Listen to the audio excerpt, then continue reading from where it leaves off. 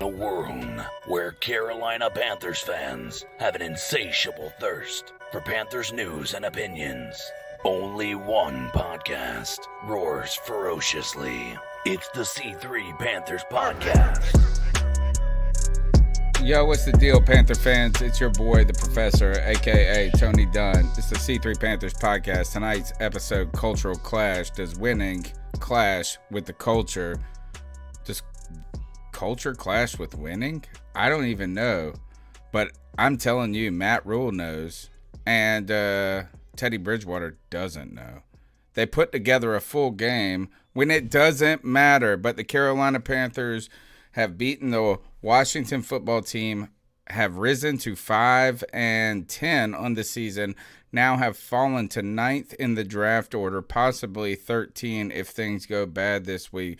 We've got a lot to talk about when it comes to the Carolina Panthers' future, the story that is this season, the culture that is building, and we're doing it with the greatest fans ever. The number's 252-228-5098, and I tell you, I love every Tuesday night, 9 p.m. live when I hang out with my homeboys. Cody Lashney is my main man. Cody, welcome back to the C3 Panthers Podcast. Tony Dunn, what's up, man? We're drawing to the end of another season. My YouTube is messed up. I don't know if everyone else's is messed up. So give us some thumbs up in the chat if our video is good, if the audio is good, if you can hear us and we're coming in clear to you. But Tony Dunn, yeah, man, we're wrapping up the end of another season, and I wish we were playing for something. I wish we were playing for something so bad. Pride, homie. Pride. Maybe a little bit of that. But listen, man, no matter what, there's nowhere I'd rather be on a Tuesday night. We've still got the best Panther fans and all of YouTube, and they're rolling into the chat right now. Joey the Blind Panther, Esquivel, Brad Dugan, Chase Weeby, D-Tight 79, ATX 19, Trill 1, Tony Dunn. Ain't nothing to it but to do it, brother. Let's roll. I certainly hope the YouTube is working. It says YouTube not receiving enough video to stream smoothly. But, bro, I'm giving the video. I'm giving it to him. I'm sending it to him. I'm sending it to y'all. And so smash the thumbs up button, please, as it catches up. We got CK in the house. How you doing, my man? Man, just going 1 week at a time at this point, and just waiting for life to just kick back off. And, going into this week, just trying to figure out if Sean Payton's really just going to be a dick and let us win or not. Do you think he will? Do they need to win? If they have a shot at a bye week, they are absolutely going to try to whoop our ass, right? If they do not have a shot by 4:30, and I don't know if it's possible or if the games have been scheduled in a way to make sure that the 4 o'clock games they have to try, which happens a lot, then I would say then at that moment in time, yeah, there's a good chance that they just let it go, let us win, and then not only from the perspective of there's nothing for them to have their starters out on the field for if they've got if they don't have a first round, bye, or first if they don't have the bye week, but they also would screw us heavily on a draft pick because we would drop significantly in comparison to where we're at now. There's something they would do. It's something the Patriots would do to a friend in their division. So why should we expect anything less from Sean Payton, the man of many punches in the face? We got Greg, the man of many podcasts. How you doing? The Bat Daddy 52 on Twitter. I'm doing okay, man.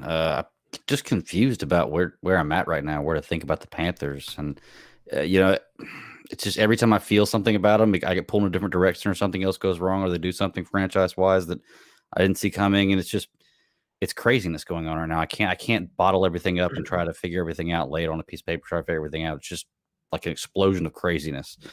But as far as the Saints go, hell yeah, they'll do that. They did it 2 years ago to us. They had the number 1 seed or number 2 seed locked up. They couldn't go anywhere. We won that game. We dropped like 7 positions in the draft by winning that game. So they'll definitely do it to us. Wonder Woman 1984 came out this weekend. Oh, You didn't like it. You thought it was terrible. I wasn't a huge fan of it. It wasn't a bad movie. It was an okay movie. I made it 30 minutes into the movie, and I said, "Fuck this shit! I can't even do it anymore."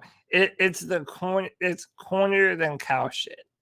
Well, we did a 3-hour review on my network Sunday night. Go check it out. Oh, it's so bad. It's so bad. It has its flaws for sure. All right. All right. Just like the Carolina Panthers and NFL, there are flaws. But you know what? When it comes to the C3 Panthers podcast, there are no flaws, even if there is buffering. All you got to do is smash the thumbs up button. I bet you this. If you smash the thumbs up button, the stream will get better. Boom. Smash it. Smash it again. Smash it again. Smash it like this big-ass thumb I got that I got to get surgically repaired on Thursday. Yuck. I got a lot to say tonight in my ice up pick about doctors and smart people. And but I love hanging out with you guys, and y'all are smart people. And the Carolina Panthers smartly won a game this past weekend. I got to tell you this. I came on the post game, guys. I was obliterated. The 3 shots of tequila that I took as they scored those touchdowns killed me. And I was feeling funky. Try to clear my memory. Bring me through the fog and the haze, Cody. What the hell happened on Sunday? Nothing good. That's for damn sure. Listen, man, we took ourselves out of a top 5 pick. We would have been picking number 3. Right now, we're picking number 9. I don't know this, so don't quote me, but I believe the best we could do is like 5 or 6, maybe. I think, even if we lost, but I don't know. I did hear that it's not official, it's not cemented that the Packers have the 1 seed. So the Saints, they could very easily be playing to try and win something when they play us. I don't know why we were flexed into prime time at 4. That's really confusing. But my thing is this, dude, does the 1 seed even matter in COVID times? Like with all of there's no home presence, is there? I think it does when you're in a place like Lambeau in the middle of the winter. Yeah, true. But some places, maybe But yeah, no, that's a good point. So then, yeah, I mean, look, the Saints have something to play for, and if that's true, I mean, we're not gonna win.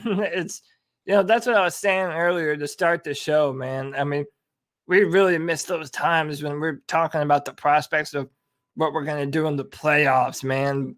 But here we are, another season in a row, coming up on what feels like the 2nd or 3rd year in a row that we played the Saints the last game of the season. I know we did last year because I feel like we always play the Saints or the Falcons in the last game of the year. I went to the game with my brother last year, Saints and the Panthers. Terrible rain, nasty outside. Saints just stomped us.